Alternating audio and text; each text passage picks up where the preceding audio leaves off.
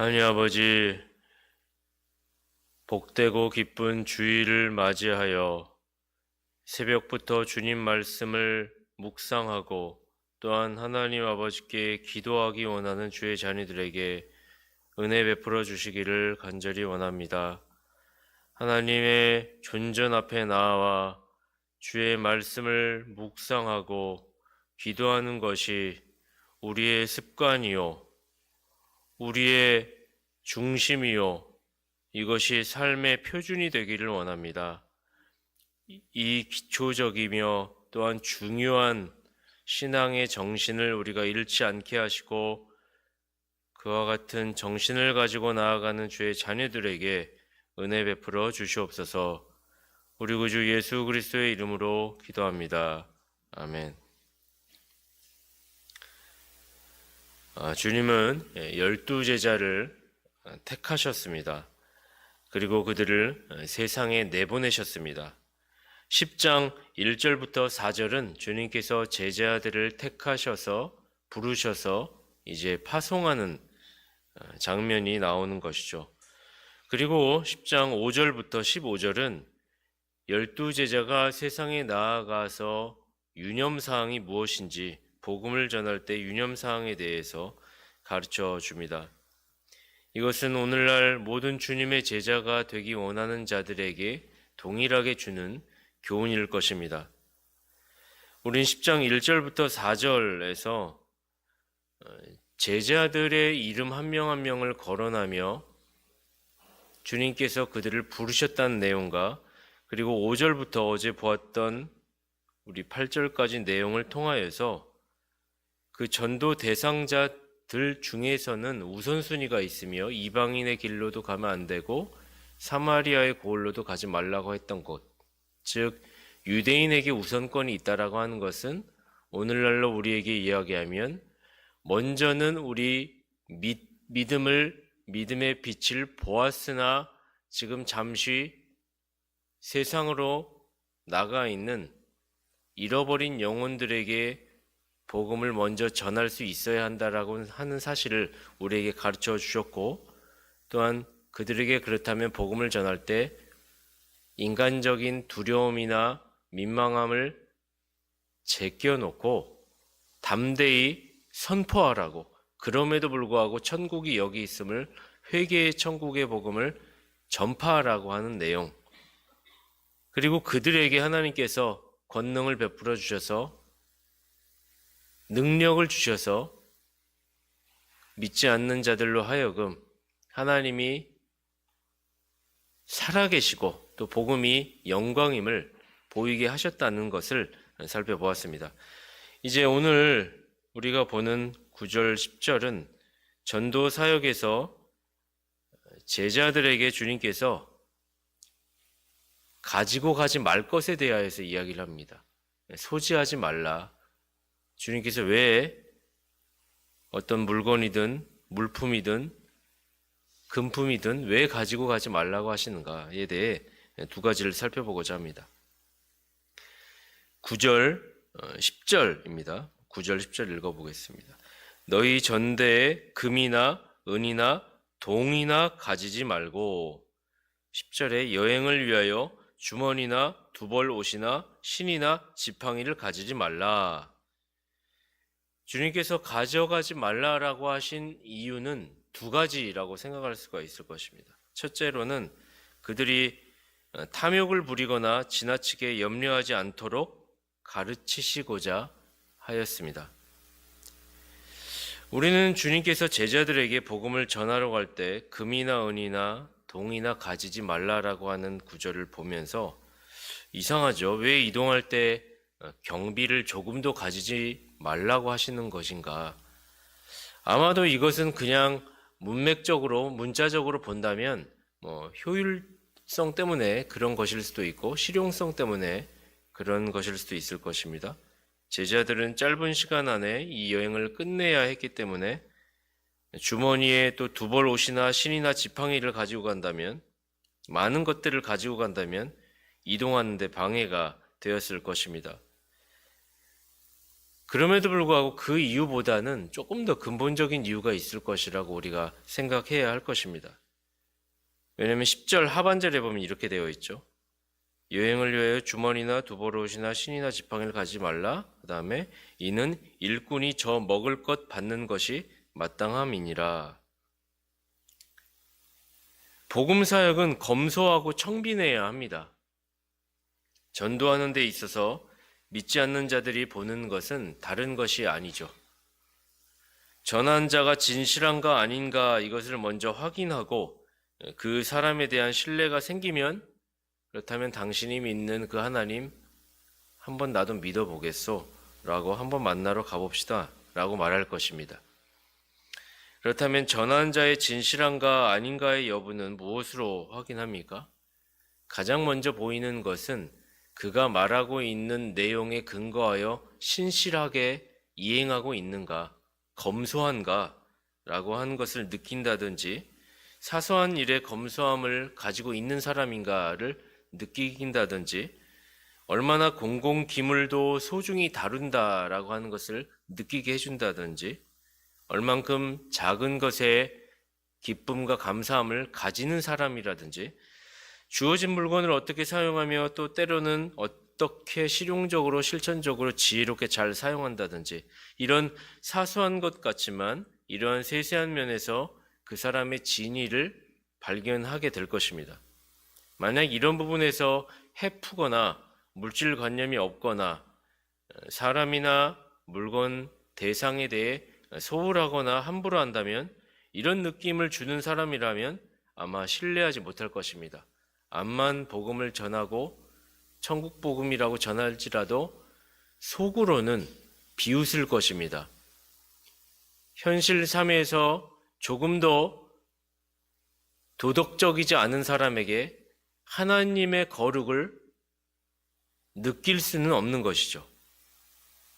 순수하게 그 사람을 보고 복음을 들으러 교회에 올 생각을 할 수가 없는 것이죠. 그래서 주님은 탐욕을 부리거나 염려하지 않도록 가르치시기 위해 전도 여행 가운데 스스로 재물을 준비하지 말고 출발하라는 것이죠. 우리가 전도 여행 가운데 복음을 전할 때 검소함과 말의 일치가 있어야 함을 알아야 할 것입니다. 그리고 두 번째로 또 하나는 이제 10절 하반절에 나와 있는 이유가 여기에 해당이 되겠죠. 이는 일꾼이 저 먹을 것 받는 것이 마땅함이니라. 복음 사역이란 그들 자신의 힘으로 하는 것이 아님을 알게 하려고 하셨던 것입니다. 모름지기 주님을 위해 복음적 삶을 살기 원하는 자들이라면 양식의 공급 문제에 대해서 주님을 전적으로 신뢰해야 할 것입니다. 주님은 자기를 위해 일하는 자들을 결코 굶기지 않으실 것이니 말입니다. 주님을 위해 일하는 자들은 특별한 보호를 받을 뿐 아니라 특별한 공급도 받는 것입니다. 주님께 쓰임받는 종들은 충족한 양식을 공급받아 살아가게 될 것입니다. 주님은 제자들로 하여금 모든 것을 포기하고 주께 맡기고 나아가는 자들에게 하나님 자신의 섭리가 어떠한지 몸소 경험하게 하실 것입니다. 그래서 일꾼이 저 먹을 것 받는 것이 마땅함이니라 라고 말씀해 주시는 것이죠. 엘리야 아시죠? 엘리야는 아합 왕에게 3년 6개월이라고 하는 그 땅의 기근에 대하여서 그 나라의 저주를 부은 선지자이죠. 그리고 나니 현실적으로 모든 실생활에서 필요한 물품들과 먹을 것들이 아마도 끊겼을 것입니다. 아합 왕과 그 일가가 엘리야를 잡아넣기 위해 혈안이었을 테니 말입니다. 그런데 하나님께서는 엘리야를 아합을 피해 응거할 때 엘리야를 결코 잊지 않으셨습니다. 그래서 그 가뭄과 기근이 있는 때에도 불구하고 엘리야를 특별히 사랑하셔서 그릿 시냇가로 그를 데리고 가셨죠. 그래서 충분히 물을 마시게 하셨고 심지어 까마귀를 보내어 음식을 공급하게 하셨습니다. 까마귀는 개걸스러운 짐승이죠. 본능적으로 개걸스럽고 이기적인 짐승이죠.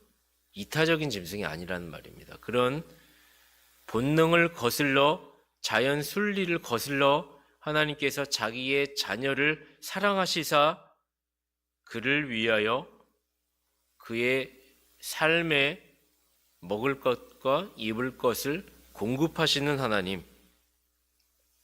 이것이 하나님의 특별한 자녀를 향한 복음을 전하기 위하여 희생을 감내하는 자녀를 향한 사랑인 것입니다.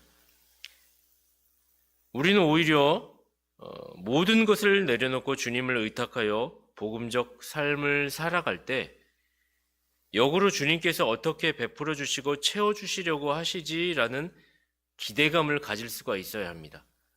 당장에는 복음적 삶 때문에 내가 비용을 들이고 손해를 본 것 같을지라도 그것이 아니라 이것 이후에 아버지 하나님께서 나를 어떻게 먹이고 입히실까에 대한 기대감을 가질 수가 있어야 되는 것입니다. 반드시 그렇게 하실 것이기 때문입니다. 목회자로서 그렇게 살면서 여러 가지 경험을 해봤습니다. 하나님 나라의 복음을 위하여, 진리를 위하여 조금이라도 자신을 내어놓고 희생하려고 했을 때 주님께서 목회자의 삶을 먹이시고 입히시는 것은 이상한 일이 아니구나. 정말 그러한가? 정말 그러하구나. 라고 하는 사실을 몸소 경험케 하셨습니다. 우리가 목회를 할 때 부자가 되려고 하는 것이 아니지 않습니까? 부자가 되려고 하거나 이것저것 다 얻어내려고 하는 것이 아니지 않습니까? 그럼에도 불구하고 최소한의 목회자로서 살아나갈 때 우리가 내가 주님의 나라와 영광을 위하여 희생할 때 주님께서 채워주실 것이라는 기대감은 가질 수 있어야 된다는 것입니다. 이것은 여러분들도 마찬가지죠. 신자의 삶도 동일한 것입니다. 복음적 삶을 산다면 주님께서 채우시고 보호하실 것을 믿으며 살아가셔야 할 것입니다. 오늘 주님의 말씀처럼 일꾼이 저 먹을 것 받는 것이 마땅함이니라. 이것이 주님이 우리에게 복음적 삶을 살면서 주는 교훈이신 것입니다. 여러분과 제가 세상에 복음을 전하고 복음적 삶을 살아가며 유익을 주기 위하여 수고한다면 주님은 제자들, 자녀들에게 생활에 필요한 만큼 먹을 것과 마실 것을 반드시 베풀어 주실 것입니다. 하나님께서 훗날 그런 자녀의 수고를 갚아주실 것입니다. 그래서 주님이 부르시는 날까지 그와 같은 삶 속에서 우리는 풍요로움을, 공급하심을 경험하게 될 것입니다. 이런 은혜의 역사 경험하고 싶지 않으십니까?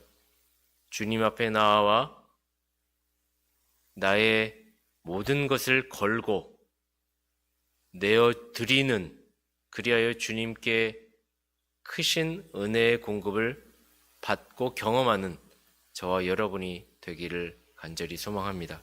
기도하겠습니다.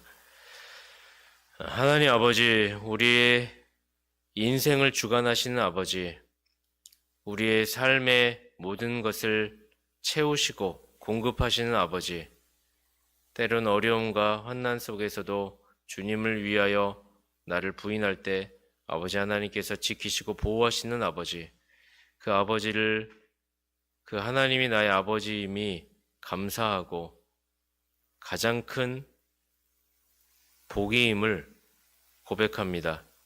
주님께서 나의 아버지 되심에 의하여 내가 어떠한 상황 속에서도 좌절하지 않고 낙심하지 않을 수 있사오니 오늘 나의 아버지 되신 주님께서 내일도 나의 아버지가 되어주시고 주님 부르신 날까지 나의 버팀목이 되어주시고 보호자가 되어주셔서 하나님을 의지하여 세상의 복음을 온전히 전할 수 있는 그런 사람들로 이끌어 주시옵소서. 우리 안에 가족들이 있고 믿지 않는 동료들이 있고 우리가 복음을 전해야 할 불쌍한 영혼들이 있습니다. 그들을 기억하사 그들에게 나아갈 때 주님이 가르쳐 주신 매뉴얼대로 이것이 결코 손해보는 일이거나 바보 같은 일이 아님을 말씀을 통하여 확증을 받고 확답을 얻었사오니 이제 우리에게 주어진 이 기회를 선용하여 잃어버린 영혼들에게 담대히 복음을 전할 수 있는 자들로 한 명 한 명 삼아 주시옵소서. 오늘은 주일입니다. 주님께서 우리의 마음과 중심을 준비케 하시고 하나님께서 이루실 복음적 큰 일이 오늘 안에 일어나게 하시고 많은 잃어버린 영혼들이 말씀을 통하여 변화되고 각성되는 한날 되게 하여 주시옵소서. 우리 구주 예수 그리스도의 이름으로 기도합니다. 아멘.